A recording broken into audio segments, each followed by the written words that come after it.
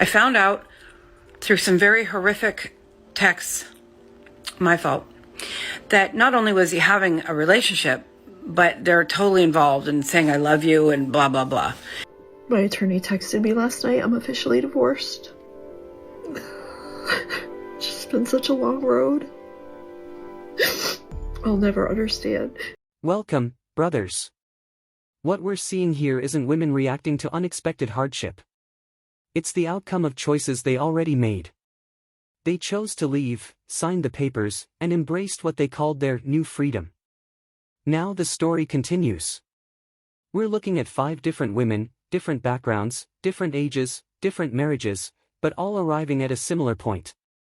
Let's go through their stories one by one. The ongoing divorce trend is proving that many women are leaving marriages without second thought. This is what is leading to many of them regretting their decisions. It's all about feelings and happiness, but not the vows themselves. Hi, my very first video. My name's Kirsten, I'm 53, and I am in a big mess because I am moving out of my house that I've been with my husband for more than 30 years. I'm 53. I know I look 53, but that's what I am. I'm also hugely overweight because I've been miserable for so long that all I do for pleasure is have a glass of wine or have some nice food because I don't have any happiness with my husband. I got an apartment. I got a job. So I'm going to move into that apartment. It's a 1-bedroom apartment, and I have 3 daughters, but they're older, so they can come and I'll sleep on the couch. But I didn't know what else to do. That's all I can afford where I am. But I did get the apartment under my own credit. I cry a lot. I'm gonna try not to. But I wonder if there's any women out there like me at my age, not expecting to be here, but being here. And I'm doing this all by myself. I haven't told my husband or my children yet. I don't know how. I think I'm just gonna move in slowly, and then I'll have a place to go for when things get bad. This time I went out and I got that apartment and I got a lawyer. And it's just so scary, and it just feels like the end of everything I've ever known. I've never lived alone in my life. Well, I did it. Here I am on my new bed, my princess bed. And it rained all day yesterday when I moved. I went to bed at 6 o'clock at night. I had a bath in my new bathtub. And you know what? It was hard, and I had a breakdown, and the movers were watching and felt sorry for me, and they were hugging me when they left and saying they were sad, that I was sad, and you know, whoops. But today I woke up, and you know what? I felt free. I felt so excited for the first time in years. Just like a weight had been lifted off me. And I feel amazing. I'm so excited. My place is a mess. I haven't unpacked everything because, of course, you can't. And it's so small. There's nowhere. Like, I have to organize like crazy. But I feel really grateful. Yeah, it's amazing. I feel like a different person already. I feel like I can do whatever I want, and I'm not responsible for anybody anymore but me. A few moments later. So, the last few days have been super traumatizing for me. My own fault. It's always my fault. But anyway, I didn't know. Well, I guess I did know, but that I would have this really strong reaction physically, trauma reaction to finding out that my estranged husband has been having a new relationship. Now, I'm not saying that he shouldn't. We've been separated for a year, but we see each other a lot and we spend time as a family together a lot. And I had asked him many times, are you seeing somebody? And he said, no, no, no. I kept saying no. And then he'd take me to dinner and we'd have a nice chat. And I have a boyfriend that I've been seeing. So it's not like I think he shouldn't. Don't get me wrong. This isn't about that. But what happened was, because he didn't tell me, I felt safe around him still, like in the way that he still loved me. So he invited me to go on a trip with him and the girls, and I said yes. He bought this big boat for his business, and so we went and got on this boat. But I said yes because I didn't want, you have this feeling when you first get separated that you can't imagine your husband and your children having a great time without you or with a new woman. And I was like, okay, I don't know whether I should go or not. Like, I don't want him to think something, but then my daughter said, well, he's not going to ask you again, so you should come. And I don't know why she said that, but I do now. So I went. And then when I was there, I found out, because he kept texting, and I just was like, what's going on? And anyway, I found out through some very horrific texts, my fault, that not only was he having a relationship, but they're totally involved in saying I love. At 53, she had spent 30 years living in the same home and had never lived alone before. She didn't sit down with her husband or children to explain her decision. She quietly arranged an apartment, hired a lawyer, got a job, and began moving out as if she had already moved on mentally. Even the movers reportedly became emotional, which she later described as a touching moment. But when people who are helping you leave your life are upset, it's not just sentimental, it's a sign something is off. She enjoyed her new independence at first, even calling it freedom. But a year later, while on a boat her husband had bought and invited her on, she discovered through messages she was reading that he had moved on with someone else. She later admitted it was partly her fault for reading them. She left him. He recovered. And she was left struggling emotionally while still on a life he had built. My attorney texted me last night, I'm officially divorced. I didn't cry last night, but I went straight to bed, and then I had some pretty messed up dreams. And I don't know, this morning, it's really like, it's just been such a long road. I'll never understand the cruelty and the discard. I'm not crying because I want him back. I'm crying because I'm alone now. I don't really have anybody. I'm crying because our family's broken up. I'm crying because I only get my kids half time. I'm crying because I have to sell my house and find some place to live. I'm crying because he's off, living his best life with somebody new. And I'm still trying to process and heal and become my best self. I'm crying because of, you go from loving somebody to becoming complete strangers.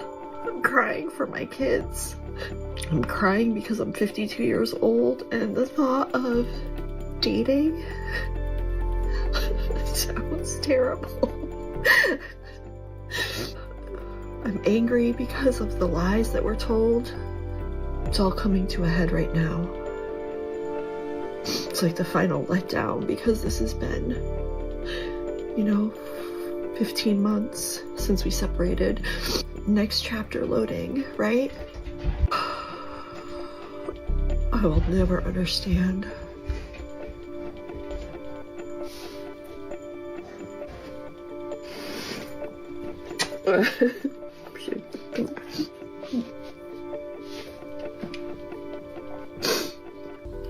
Especially, when they go for somebody who's 15 years younger than you. Here's to being divorced. Her lawyer didn't even call, just sent a text. After 15 months, her marriage ended in a notification between everyday messages. She then listed everything she felt she lost: the home, the children, shared time, and her ex moving on with someone younger. Her list was long and emotional, but noticeably, it contained no reflection on her own role in any of it. Everything she described was something happening to her, not something she contributed to. At one point, she even raised a glass and said, "Here's to being divorced," while crying.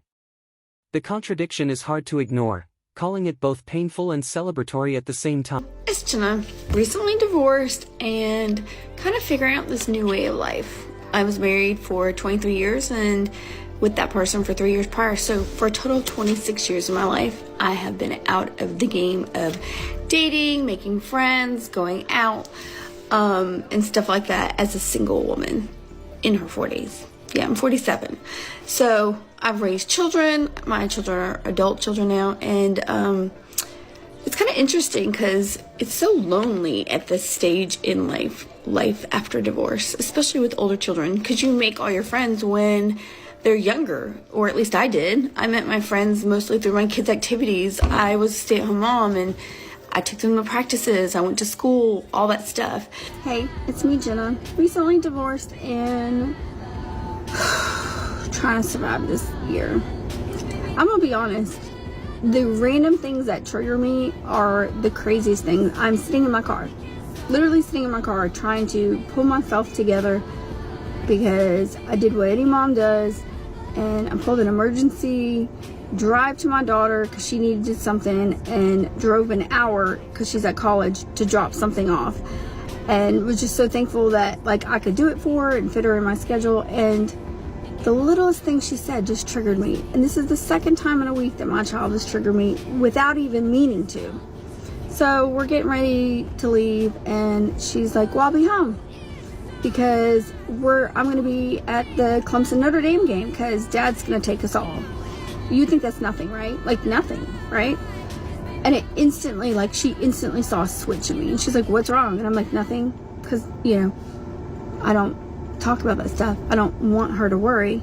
So last week she says, "Oh, well, Dad said for Christmas we're gonna go to Gatlinburg and be there for the holidays and do Dollywood." That man never once ever went to Gatlinburg or Dollywood ever in his entire life before he met me. That was where my family always went. I'm from Tennessee. That's something we always did. It was a bonding thing.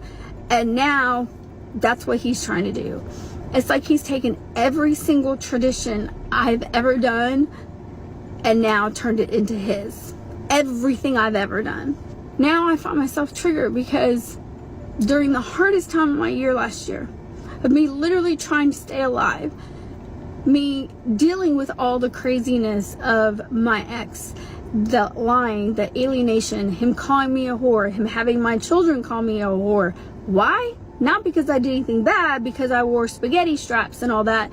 And the only way that he could use my children against me was to say I was on social media. I'm a photographer. I make silly TikToks. Honestly, I'll probably progress more with my TikToks because at first they were just pictures. But the more I was stressed, the more I hid in myself, the more I tried to survive, the more I took refuge in TikToks and finding stuff that resonated with me. And honestly, it's the way I realized what a covert narcissist was, or how bad my abuse was, or mental abuse, or financial abuse, and all that stuff. Literally, TikTok has saved my life in so many ways. Who would think, "Mom, we're going to Gatlinburg for Christmas," would trigger me? This man's had at least 3 vacations in the past year to really nice places with my children. At least 3 that I know of, because he has them lie to me. He has them outright lie to me about so much stuff. So who knows? God knows what they've done. And then the holidays and all that. Now my triggers are, oh, he gets to just go and take my kids to the Notre Dame and Clemson game. I wish I could do that. I can't afford to do that. Why? Because he screwed me. He lied about owning a company. And there's ways to prove it. I'm trying to be happy and show my kids that life can move on, but the random fucking triggers that have me sitting in a Quick Trip parking lot trying not to cry. Why? Because my ex has so much money. He makes more than $18,000 a month easily, or at least he did. He made almost $1 million the year before we divorced and then lied about it. He has all the money at his fingertips to do whatever he wants, to buy my children, take them on trips, take them on vacations. While I literally have the bare minimum to pay my bills, on top of trying to restart a career because it was a hobby, because I was a stay-at-home mom. And now I sit here with the triggers. A fucking trigger because he's going to the Clemson Notre Dame game with my kids. I can't just randomly afford that. Hell, I can't even get them all in the same room at the same time. So I sit here and I'm gonna get through this trigger. I'm gonna suck it up, buttercup. So let's just be real and here. I'm move on. But it's not fair. Like, it's not fair. So tell me how am I not supposed to be feeling triggered or screwed? Because the reality, yeah, there's no doubt I easily could make bank right now. I've heard it a ton. I can make an OnlyFans. I mean, if you knew how many offers I've had from men who literally say to me, oh, I'll take care of you, you know, just do X, Y, and Z, or be my girlfriend, or marry me, I'll take care of you the rest of your life. I don't want that. I don't want to do an OnlyFans. I will not do an OnlyFans. Like, I have nothing against people do. Like, to each their own. I don't want to do that. I don't want my children to see that. I will not be with another man so that he can take care of me. Like, I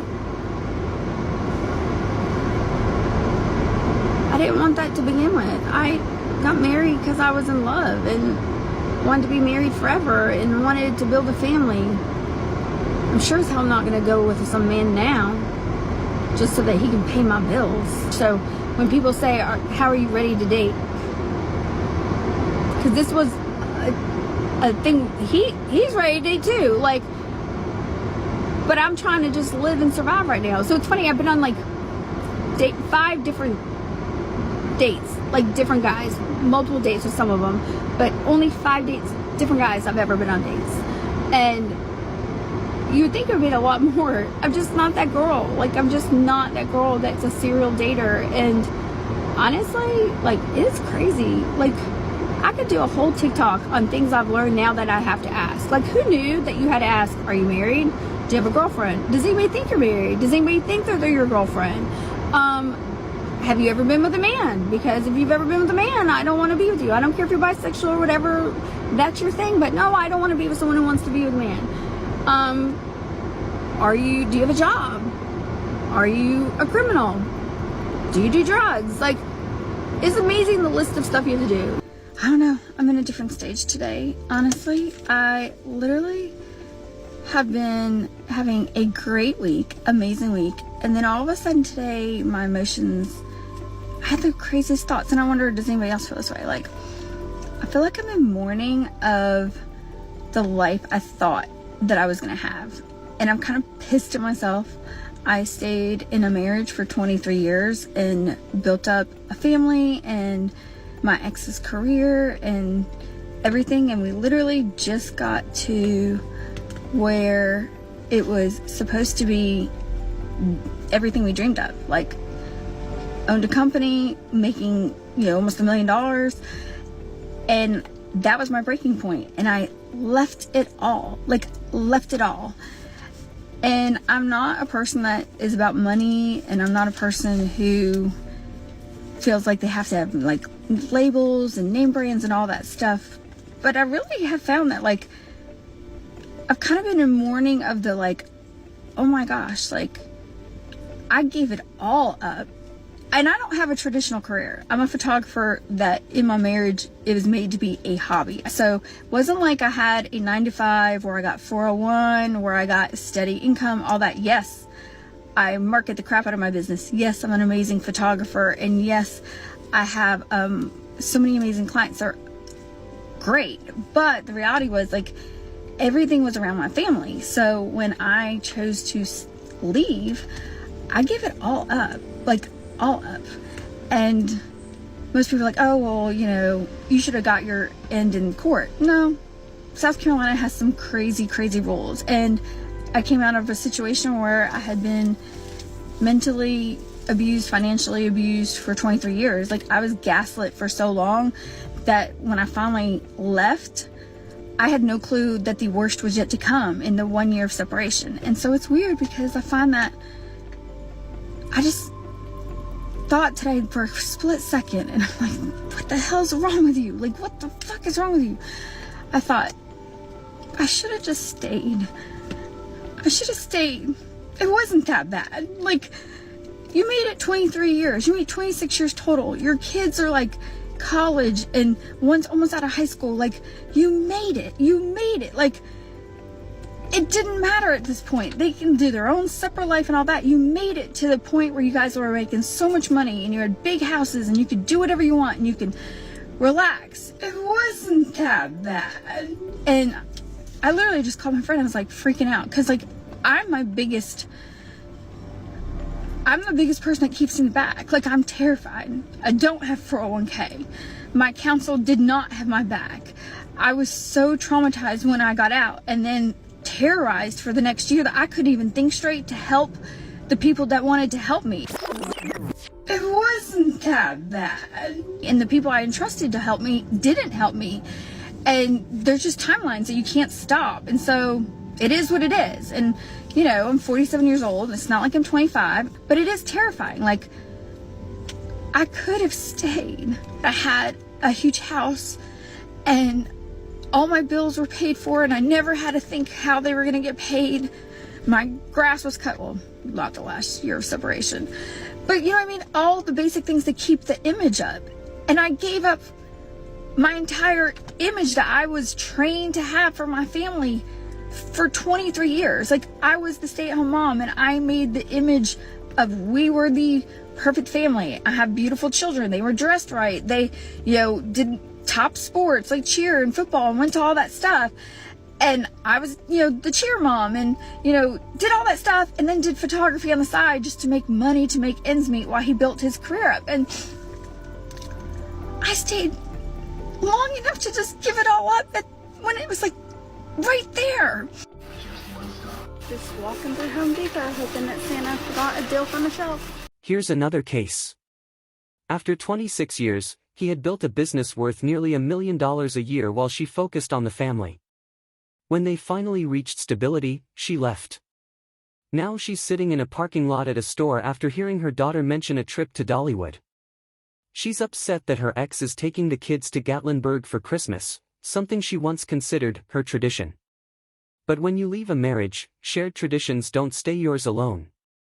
Later, in her own words, she admitted, "I should have stayed. It wasn't that bad." This came after labeling the marriage as abusive and discussing it online, influenced heavily by social media interpretations of her relationship. She left a high-income household over dissatisfaction, and now she's reflecting on it while life moves forward without her. The bigger question raised is simple: how many relationships are one bad phase away from ending in the same way?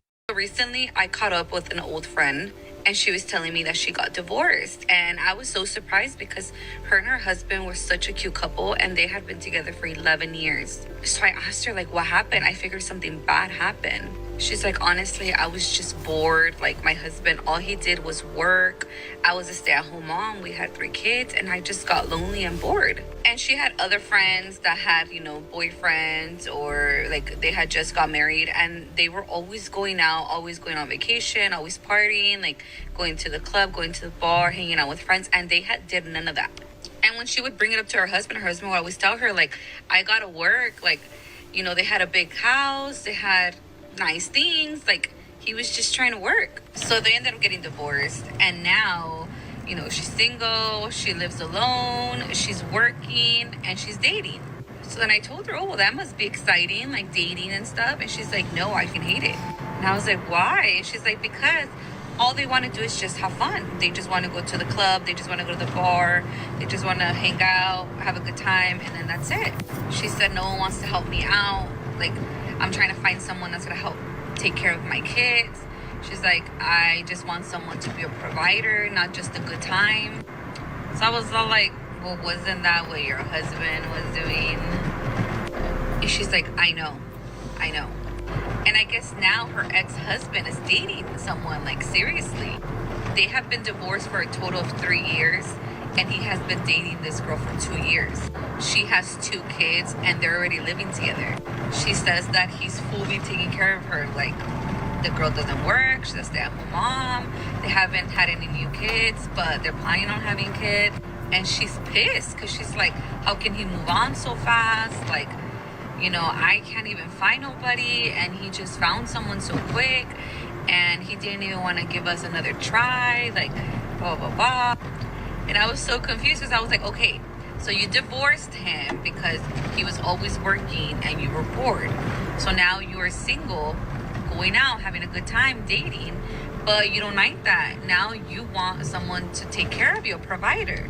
And your ex-husband, all he wanted to do was be a provider. That's why now he is dating someone who he has no problem providing for her and her kids. And she's pissed because she's like, why would he go and find someone who has kids? Like, he already has kids. Why would he want to take on that responsibility? And I'm like, wait, aren't you looking for someone to take on that? This is a prime example of a woman making the mistake of leaving a man based on the 90-10 theory. If you guys don't know what the 90-10 theory is, it's where a man can have 90% of what a woman wants in a man, but she becomes so focused on the 10% that that man doesn't have that she breaks it off. She lets him go even though he has 90% of what she wants. And look, when a woman does this, she is fully convinced that she can find a man with 100% of what she wants. And then she goes out into the dating pool and she tries to find a man with that 10%. She thinks initially that this is all that she really wants, and that is what she's focused on. Until she starts cycling through these men, and what she finds is that they don't have all the 90% that her ex did. She finds out the hard way that men don't actually all have that 90% that her husband had. That's why she didn't appreciate it to begin with, because she thought that every man, or at least many men, had the same qualities as her husband, but you know, the 10% was lacking, and that's what she needed to find. Well, over time, she realizes that she made a mistake, that she should have appreciated that 90%. And as far as the 10% that was lacking, maybe she could have either one, accepted it because she knew that the 90% made up for it, or two, she could have agreed with her husband to work on it. But with that, she needs to be open to taking some accountability for herself and her own actions, and potentially looking at changing some things that she does. This is such an important message for women to hear, because you cannot go back on it, because what this man did is that he realized that he was missing out, right? That she may have only had 50% of what he wanted. And then what happened when she released him? He found somebody else. And I bet you anything that that woman, that next woman, appreciates everything about that man. But what really kind of stinks about his new relationship is that you can tell by how this friend is talking that his ex-wife is jealous. She is questioning why he ended up going for a woman that has kids, and he is supporting her, and she is a stay-at-home mom, essentially. Newsflash, you had that and you let it go. But if she doesn't take accountability for that, she doesn't realize that it was her loss, that she made the mistake, that is final, there's no going back. She is probably going to dislike that other woman that's going to be around her children for no reason other than she is getting to reap the benefits of being with that good man. So that is why this is a cautionary tale to all women. Emily's story comes down to balance. She felt she had 90% of what mattered: stability, family, provider support, and a home, but chose to walk away chasing the missing 10%. After leaving, she realized that what she thought was common in men is actually rare. Not every partner can or will provide that level of stability. At the same time, her frustration now includes her ex moving on with someone who accepted the situation she walked away from. That contrast only makes her regret more visible. Wants me. I will just wreak havoc on your funhouse. No man wants a good, solid, honest, reliable woman. One that's going to hold him accountable, to challenge him to be better.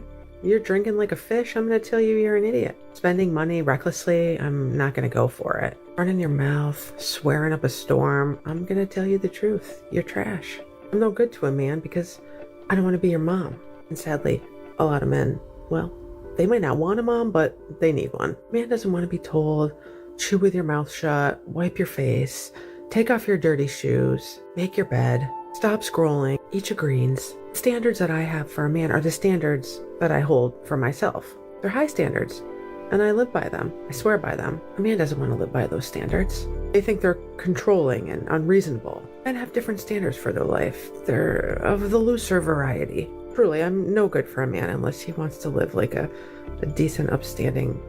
Another woman, Karen, puts it more bluntly. She says no man wants to be in a relationship where he's constantly criticized, monitored, corrected, and treated like he's being managed rather than partnered with. What she described doesn't sound like romance, it sounds like constant evaluation. And then she wonders why no one stays. Her situation is framed as the end result of repeated patterns, leaving, reflecting, blaming, and concluding that the issue is always external. The final question this raises is uncomfortable but simple. When outcomes repeat across different people, is it really only the circumstances that are changing? For women, for stories, all reaching a similar conclusion in different ways. They left, they spoke, they reflected, and now they're looking back at decisions that can't be undone. And the key point remains, some exits don't loop back. Stay sharp.